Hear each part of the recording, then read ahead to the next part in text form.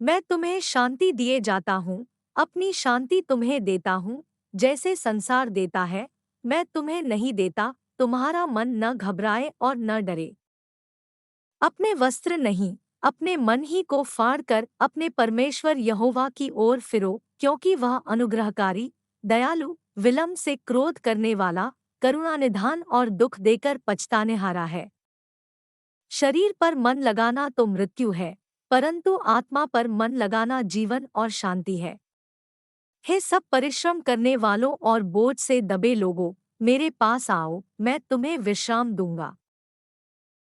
कल के लिए चिंता न करो, क्योंकि कल का दिन अपनी चिंता अपने आप कर लेगा। आज के लिए आज ही का दुख बहुत है।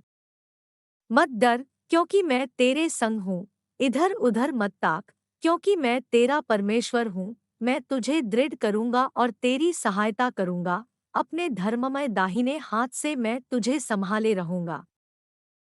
क्योंकि परमेश्वर ने हमें भय की नहीं पर सामर्थ और प्रेम और संयम की आत्मा दी है। और यदि मैं जाकर तुम्हारे लिए जगह तैयार करूं, तो फिर आकर तुम्हें अपने यहाँ ले जाऊंगा, कि जहाँ मैं रहूं वहाँ तुम भी रहो। यदि तुम एक दूसरे को दांत से काटते और फाड़ खाते हो, तो चौकस रहो कि एक दूसरे का सत्यानाश न कर दो। परख कर देखो कि यहोवा कैसा भला है। क्या ही धन्य है वह पुरुष जो उसकी शरण लेता है।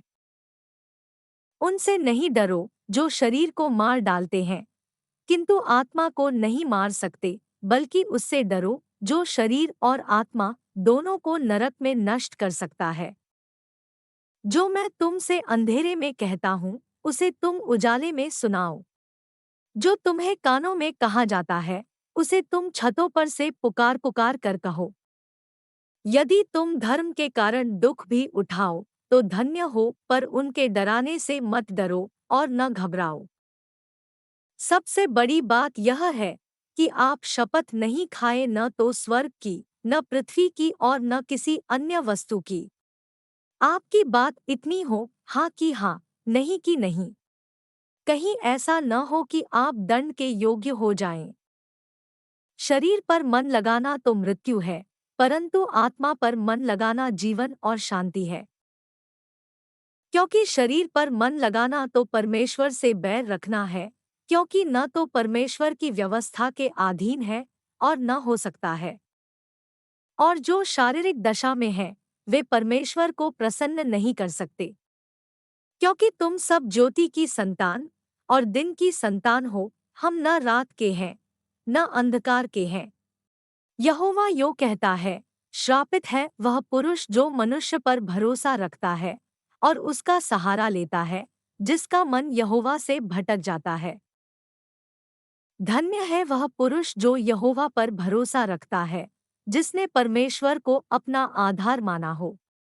जिस प्रकार हमारे एक शरीर में अनेक अंग होते हैं और सब अंगों का कार्य एक नहीं होता, उसी प्रकार हम अनेक होते हुए भी मसीह में एक ही शरीर और एक दूसरे के अंग होते हैं।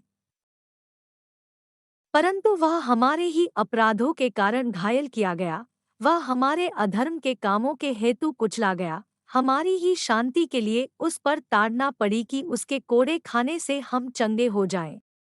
प्रभु के दास को झगड़ालू होना नहीं चाहिए, पर सबके साथ कोमल और शिक्षा में निपुण और सहनशील हो, और विरोधियों को नम्रता से समझाए। क्या जाने परमेश्वर उन्हें मन फिराव का मन दे, कि वे भी सत्य को पहचाने।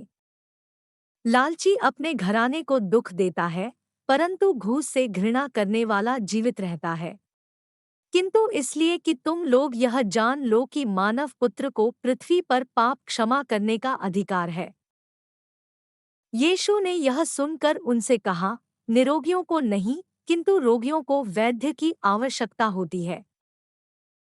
मैं बलिदान नहीं, बल्कि दया चाहता हूँ। मैं धर्मियों को नहीं, पापियों को बुलाने आया हूँ।